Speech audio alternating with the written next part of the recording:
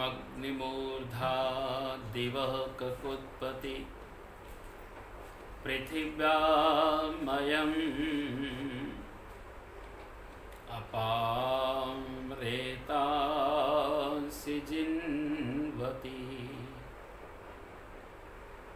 ॐ उभावामिन्द्राग्नि आहुवध्या उभाराधसं सहमादयध्यै उभादाताराविषा रयिणामुभा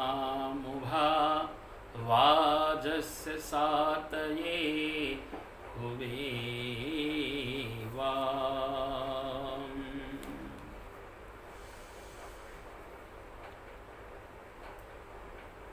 आर्त पीड़ित को जब पाते उसके दुखड़े दूर कराते,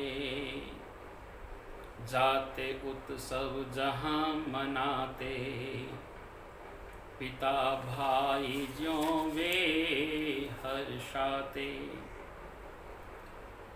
मंत्र विधि से व्रत रखा के हुए विदा मुनि पूजा पाके, श्री राम भवन से बाहर आते, देखे मुनि ने जल बिलसाते। विधि से अग्नि में दे हवि किए शेष उपभोग, मग्न हुए सीता सहित कर नारायण योग। यज मंदिर में सो स्थिर मन वृत्ति को रोक, ध्यान लीन दोनों हुए निश्चल शांत अशोक। लक्ष्मण पहरे पर हुआ स्थित जगता सचेत, शांत मना गंभीर हो संयम बुद्धि समेत। दान करेगी क्या तब रानी, यज्ञ रचेगी अधिक हर्षानी। हर्ष भरी धाया वो बोली, तुझको ज्ञान नहीं क्या भोली। ओम शांति शांति शांति।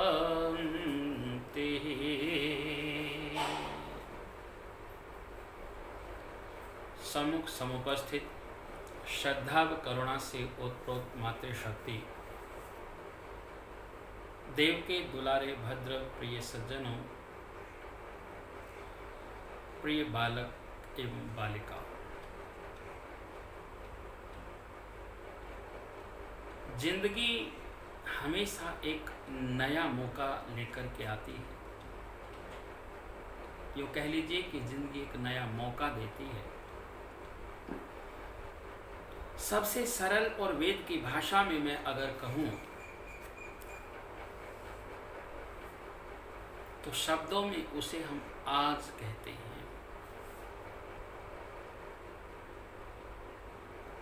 कबीरदास जी महाराज जैसे संत भी कहते हैं,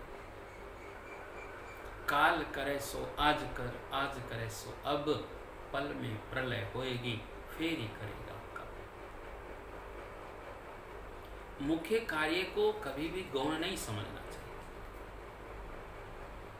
अन्यथा अंत में पछतावा हाथ आता है।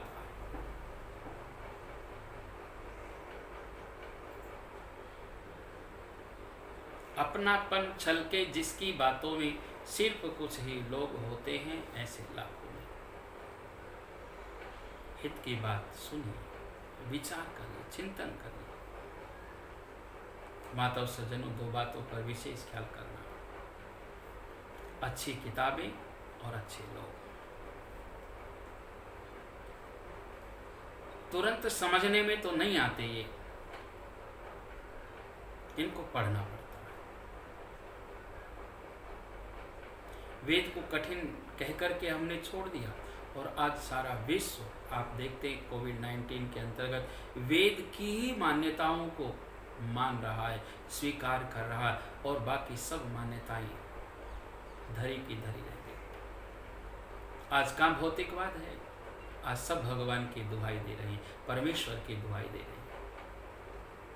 वास्तव में एक ईश्वर सबसे उत्तम, सबसे सर्वोपरि, सार्वकालिक, सार्वभौमिक है। हम भी उसी की सत्ता को आओ नमन करें। जिंदगी में इतना खुश रहो कि आपको देखकर कि किसी और की सुबह भी खुशनुमा हो जाए, जीवन खुशनुमा हो जाए। जब ये सब बातें होगी तभी तो हम इस कोरोना को हरा पाएंगे। ये सकारात्मकता है, इससे जीवन में उत्तमता, श्रेष्ठता निश्चित रूप से आएगी। आज हमें खुद की परवाह के साथ साथ सबकी परवाह करनी है और इस बात को खुद को याद दिलाना, अपने आप को याद दिलवाना है। खुद की परवाह, सेल्फ केयर भी करना।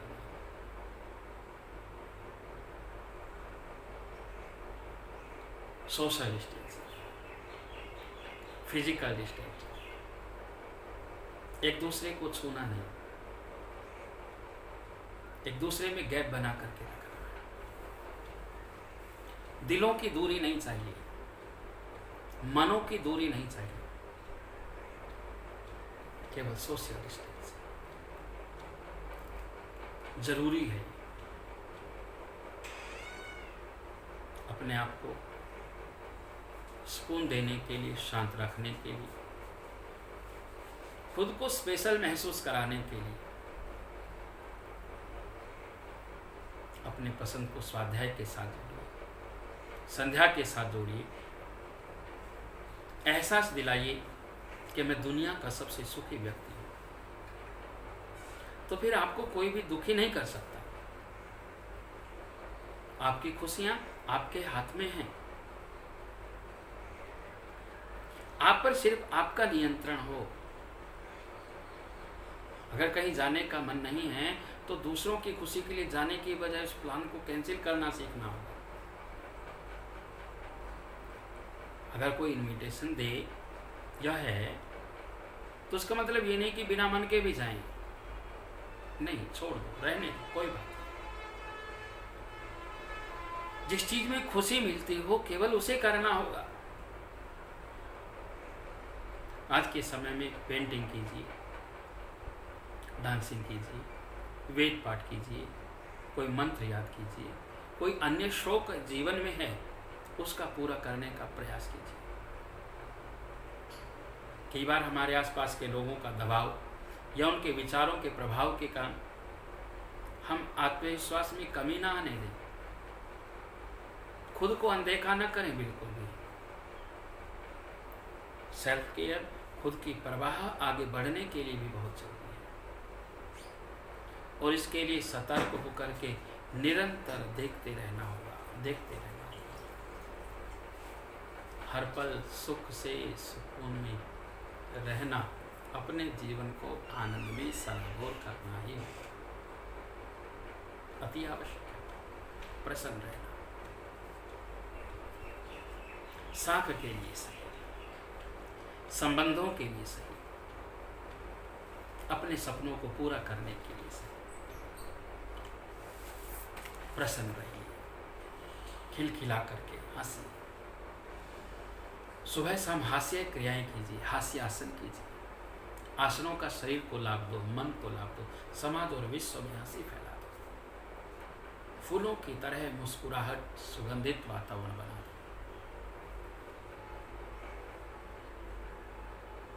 आगे प्रवेश करते हैं उन विचारों में जहां हमने श्री राम कथा को छोड़ा था। सुंदरकांड बहुत सुंदर कांड है। रामायण का ये वो भाग है जो मानो हमारे जीवन को सुंदर बनाने के लिए, उत्तम सीखों को सिखाने के लिए हमारे पास आया। कोविड-19 को हराने का भी एक अमोघ अस्त्र हो सकता है हमारे लिए। बार बार इसका पाठ, बार बार चिंतन करना उसे अपने जीवन में महसूस कीजिए, अपने जीवन को परखने के लिए पाठ कीजिए। नाथ कृपा करी पूछूं जैसे, मानव कहा क्रोध तज तैसे। मिला जाई जब अनुज तुम्हारा, जाते ही राम तिलक ते ही सारा। रावण दूत हमें सुन काना, कपिन बांध दीने दुख नाना। श्रवण नासिका काट लागे, राम शपथ दीने हम त्यागे। पूछे नाथ राम कटकाई, बदन कोट सत बरनिन जाई। नाना बरन भालु कपिधारी, विकटानन विशाल भयकारी। जयपुर देव हति सुत तोरा, सकल कपिन में ते बल थोरा। अमित नाम भट कठिन कराला, अमित नाग बल विपुल विशाला। विविध मयंद नील नल, अंगद गद विकटासी। दधिमुख केर निसठ सठ, जामवंत बल राशि। सियापति राम जय जय राम, मेरे प्रभु राम जय जय राम। मंगल भवन अमंगल हारी, द्रवहु सुदशरथ अजिर बिहारी। चर्चा में हम थे,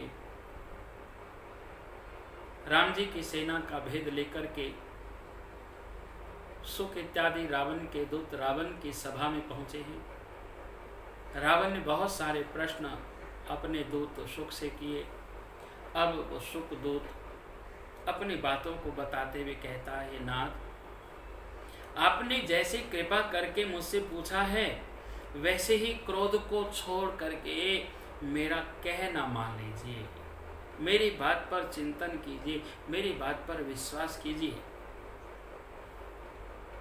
कि जब आपका छोटा भाई विभीषण श्री रामचंद्र जी से जाकर के मिला, तब उसके पहुंचते ही सबसे पहले श्री राम जी ने उसको राज तिलक कर दिया, लंका का राज्य उसको दे दिया। और महाराज, हम रावण के दूत हैं, ये कानों से सुनकर सुग्रीव जी के सैनिकों ने हमें बांध लिया और बहुत कष्ट दिए। यहाँ तक कि वे जब हमारे नाक कान काटने लगे, तब श्री राम जी महाराज की शपथ दिलाने पर उन्होंने हमको छोड़ दिया, हम पर कोई आघात नहीं किया। हे नाथ, आपने मर्यादा पुरुषोत्तम श्री रामचंद्र जी महाराज की सेना पूछी है, वो तो 100 करोड़ मुखों से भी वर्णन नहीं किया जा सकता, इतनी बड़ी सेना है। अनेकों रंगों के ध्वज वहां लहराते हैं। ओम का ध्वज सबके सामने रहता है और उनके सैनिक भयंकर बल वाले हैं, भयंकर विशाल शरीर वाले हैं और वो बड़े भयानक हैं। महाराज, जिसने नगर को जलाया हनुमान जी महाराज और आपके पुत्र अक्षय कुमार को मारा, उसका बल तो सबसे थोड़ा है, बाकी वानरों का जो बल है और बहुत ज्यादा है। हर सैनिक एक से एक बढ़ चढ़ करके है। और है महाराज, असंख्य नामों वाले बड़े ही कठोर और भयंकर योद्धा हैं, उनमें असंख्य हाथियों का बल है और वे बड़े विशाल है। महाराज, मैं किस किस का नाम आपके सामने लूं? मर्यादा पुरुषोत्तम आर्य शिरोमणि श्री रामचंद्र जी महाराज की सेना में विविध मयंद, नील, नल, अंगद, गद, विकटास्य, दधिमुख, केसरी, निषट, शठ, जामवान, ये सब एक से एक बढ़कर के सैनिक और सेनापति हैं महाराज। और ये सब बल के भंडार हैं, बल की राशि हैं। महाराज, रावण के सामने सुख ये बयान करता है। रावण इन बातों को सुनता है, बड़े खिलखिला करके हंसता है। इन बातों को मानो उसने अनसुना कर दिया। जैसे अहंकार में व्यक्ति हित की बात को भी अनसुना कर देता है, यही बात है जिससे पता लगता है कि काल का पहरा अहंकार के ऊपर है।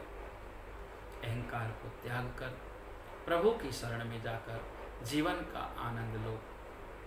आज इस चौपाई को यहीं ठहराते हुए भगवान से प्रार्थना करते हैं कि प्रभु सबके जीवनों से अहंकार को दूर करो, सबको सद्बुद्धि दो, सब परिवारों में खुशहाली हो, सबके जीवन में आनंद हो, ये शरीर निरोग रहे, मन शांत रहे, आत्मा में आनंद हो। इन बात और भावों के साथ आज इस चौपाई को यहीं ठहराते हुए ओम शांति शांति शांति।